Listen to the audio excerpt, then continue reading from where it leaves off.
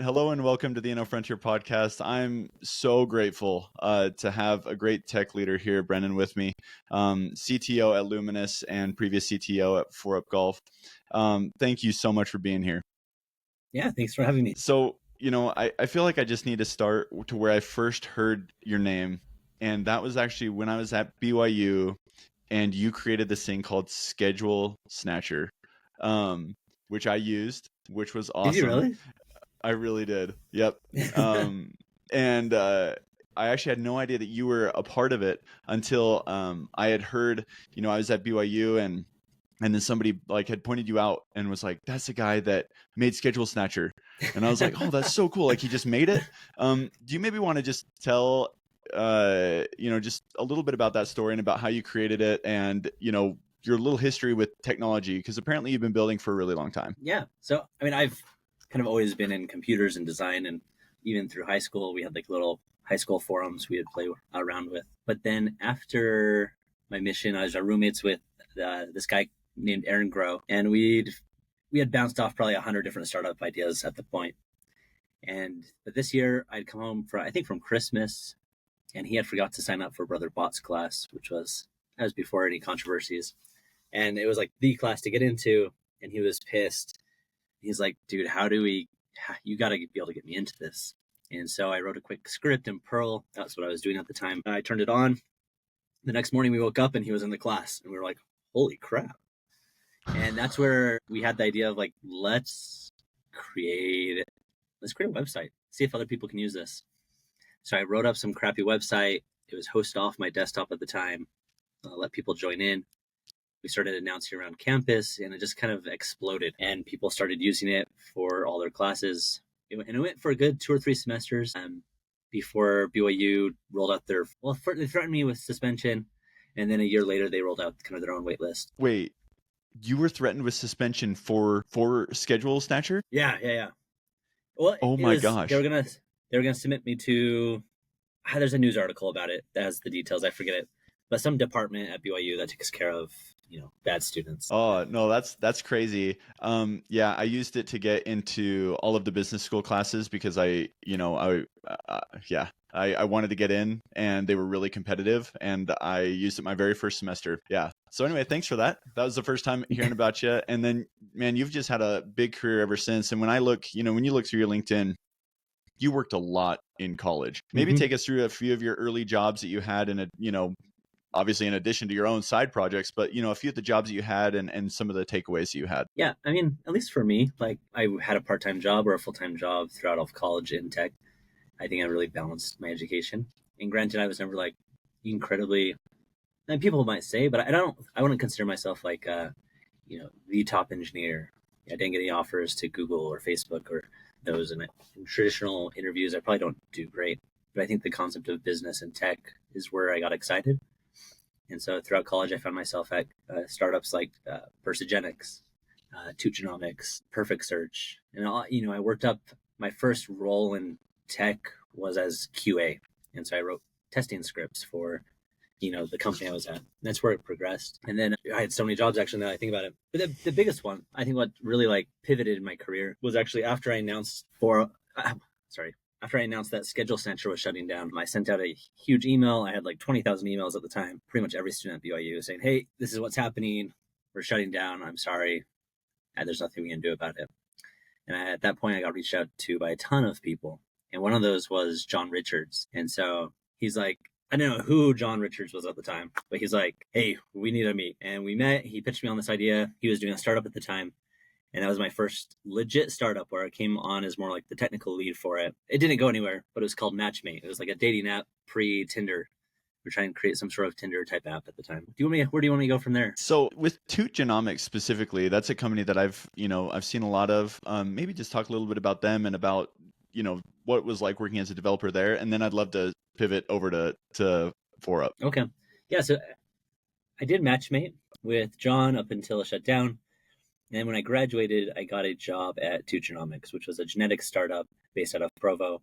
It's where like the Einstein building was. We were in that building before it was nice down there. And it was probably the dream team. We have Chris London and Tony Leffler as the engineers there. And we were building, analytics for genetics. It was really a lot of fun. But at the same time, I was still doing side work. I wasn't like a co-founder. I was more of just an employee there with a small set of options. And so that's when I started doing side work for ForeUp. And they brought me on. They said, hey, we have this project. Can you help us out with? I said, sure, let's give it a try. It's something I've always done with contract work. I'm letting out my secret, so maybe this will ruin it in the future. I think I'm good, though. Kind of the first month of work for any new contract, I'll work twice as much as I bill. And it's mostly, I just think if you leave a good taste, like if you leave a good first impression, they'll remember that for a long time. And so at ForeUp, I probably worked 40 hours a week in addition to my 40 hours at Persigenics, did a lot of project management on it, brought in contractors who I'd like subcontract out to. But at the end of that, I delivered it on time, and they were impressed enough where they recruited me out of Persigenics to come become the CTO. And so I left Persigenics, and that's how the story started at ForeUp. And how big was the dev team over there at ForeUp when you started? It was 3 in total. So Joel Hopkins, who is the technical co-founder, who had really done all the initial work at ForeUp, probably deserves a lot of the credit to their early success. And then Jordan Bush, who he was remote, based out of Idaho, just one of the best developers I've ever worked with, full stack, able to do everything. And so I came as the third. We were all very much generalists who could do a little bit of everything. And that's how we ran for it for probably 2 to 3 years before we started hiring the first people. Oh, wow. So it was you 3 for the first 2 years? For a while, yeah. Wow. We might have had some junior guys come in, I think my first hires were all terrible except for Nick, though. But for a while, it was mostly just us 3 as the main developers. Oh, that's great. So, a lot happened in that 7 or 8 years. What were some of the big highs of, being at ForeUp? And then what were some of the big lessons that you were taking away? And I know that that's boiling down such a humongous experience in your life, but, just a few would be great to hear. You know what? Everybody sees the end. It feels inevitable. Like, dang, you guys were lucky. You came into the right place at the right time.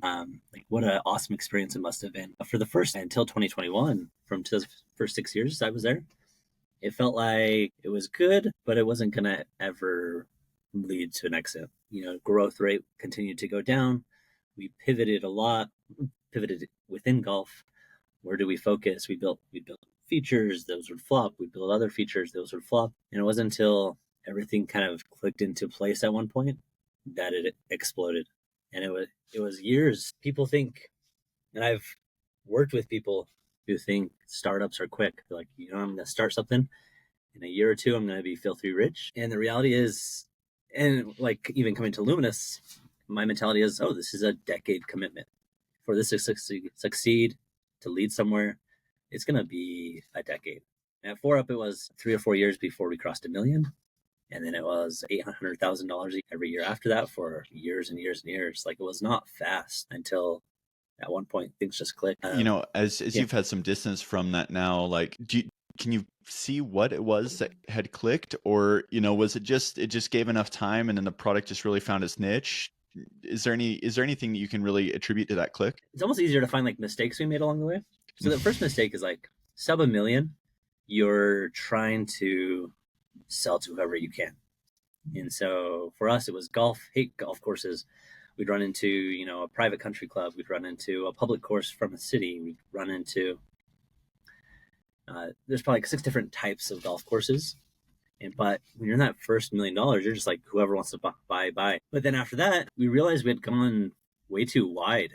Like, the needs of a country club are completely different from the needs of, a city course in Provo, like East Bay. But we kind of all grouped them up into the same customer base. And so we had in the early days, like Joel Hopkins, his skill is just to like quick prototypes, get out there, deliver value instantly, which is what you need in the early days. But then we run into our initial like food and beverage restaurant software was a hackathon project built over 2 nights by Jordan and Joel, because that's what we needed for country clubs, right? And it worked. It did enough and did it well enough that, that course was happy. And we're like, shoot, now we can sell to country clubs. But we hadn't built it well enough. And that continued to bite us in the butt for years and years and years and years. And we'd have sign on country clubs. They'd be like, your restaurant software sucks. and they'd cancel. And so imagine that story, but for like 15 different modules that we had built, all kind of at varying levels of quality. And the majority of the time we spent in development on the later years, we're going back, fixing it up, making it like the best in class instead of just like a hackathon project that took 2 days. That's an amazing story. What progressed, now you've kind of hit those, that the company's clicked, you've overcome a lot of these mistakes. It's time for acquisition. And I know that there's probably not too much that you can share, but what was it like going through that process? And then afterwards, every company is different after an acquisition. What were some of the things that were different? And then after kind of that, love to go to Luminous and all the cool things you guys are doing there. I guess for acquisition, get acquired right after a major pandemic is always nice because valuations are insane. But preparing for acquisition, we weren't doing anything different. We were executing continuously. We were hitting our growth metrics we wanted. I guess the key was we sold at a time when we were really growing really fast. So we were breaking sales records over and over and over again. We didn't sell, and there was a period of time where we were stagnant. Our growth was actually, we were growing, but at the exact same amount of customers every single year. And so it wasn't until things all clicked that the acquisition went through. And I think pre-acquisition, post-acquisition, what I think is important to know is like after you sell the company is no longer yours. How you knew, what you enjoyed about working at that company. As soon as this new owners come in, they're going to do whatever they want, and you now no longer have a say. Part of me, I could have worked the culture we had created at ForeUp. The environment was so much fun. It was incredibly fulfilling. I could have done it for the rest of my life. And post-acquisition, that's gone. It's okay. You got to start over again. You're never going to go back to what it used to be. And with that, you're looking around for your next thing. You've now left ForeUp. What was it about Luminous that really drew you to it? Very much the same thing that ForeUp drew me to. So to say I'm always pitched by business, at least in college especially, you're always pitched by like the business guys with their ideas. And you're like, most of them are stupid, and then they're like, hey, I'll give you 10% if you come do all the work. And you're like, that doesn't make any sense. But what stuck it out for ForeUp is Joel Rhaegar and Evan Tashima, they sold the software. They were making money. They proved that they could do the business side because, I came in after they were almost at $1 million in revenue. It was very much the same thing at Luminous. Before that, I talked to several startups, but every single one was at the idea phase, think they have something brilliant, and it's like, I don't really see it as much. So with them, it was very much the same thing. They had 4 customers. They're making a few $100,000 a month and a year from annual revenue. It kind of already proved out that they have something and that they're the right people to partner with. And so that was the piece. It was like, to be honest, I knew nothing about inventory, knew nothing about system of records, invoicing and purchasing, and all these concepts seem incredibly boring. It's not exciting, but it was with the right people, and I was confident enough, whatever it is, with the 2 to 3 of us together, we'll be able to figure it out. That's great. I think that's very wise advice for anybody looking at, their next move, and especially to join a startup. I think that's fantastic. As you look forward and as you take the things that you've learned in a completely different industry, from the technology side, how are things different this go around than they were last time? Lots of things are different. So purely from a technical feat, before ForeUp started in 2000, we were on PHP 5 something. It was even Angular JS. So it was CodeIgniter, probably a framework nobody's worked with before. Maybe you have. So it was the tooling out there was like the BI tools. We had to build our own reporting engine. There was no like embedded email builders. We built our own embedded email builder. I would say the first years of ForeUp were a lot of building stuff that you've probably built 1,000 times before. Reporting, analytics, marketing. And nowadays, like my first few months in Luminous, it was like, all right, let's take what you guys have. It's in Angular already. It's in Laravel. Personally, I like Symfony better if you're a PHP, but Laravel works, whatever. It's modern. But let's get an embedded analytics tool. So we found this company called Luminous who does embedded reporting. Sweet. We have one of the best reporting engines now. And then it was, we need better tendency. It's like, well, there's a library built for Laravel that kind of handles it all. And that was like repeated over and over and over again. Pretty much all the what took us 2 to 3 years to build out ForeUp, we were able just to buy in a few months at Luminous. And so just accelerated everything. That is a different world. I'm so excited about the trajectory that you guys are on. It seems like you guys have had a lot of traction. How are you approaching your team? And this will be the last question since I know that you got to go, but how are you kind of approaching hiring in your team with this new startup and with AI and with all these different things that are happening kind of with dev? How are you thinking about what a future team could look like at Luminous? Yeah. So when I came in, they had an outsourced team in the Philippines. And I don't want to rock the boat. So up till now, that's still all we have. It's just me and them. Going into the future, though, one thing I like to see differently is the outsourced team is our team. Like they're not our, they don't just do our bidding, do what I say. Like we're friends. There's a camaraderie there. But then moving into the future, I think there's something to say about engineers who are living the problem. Something made something special about ForeUp that I want to repeat. Is that the engineers, the PMs, they were at the golf courses. They would roll out a software and then go watch the owners, the operators, people, high school students at the front desk use the software and kind of create an empathy for their customers. I think that empathy is really important when it goes into building the product. You can focus on the right things. And while outsourced teams are really nice, and I think we'll always have that team because they're incredible. There is something about having somebody be with the customers and understand that problem at a deeper level where they can organize things, build things in such a way that makes it easier for them.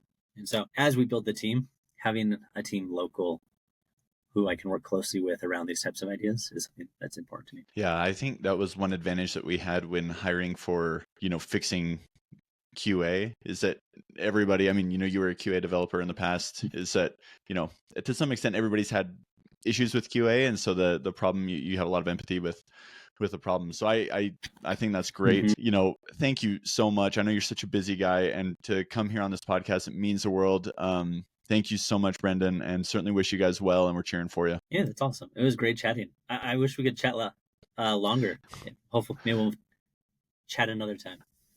Yeah, I'll catch you at Kiln. I'll buy you lunch. Okay, sounds good.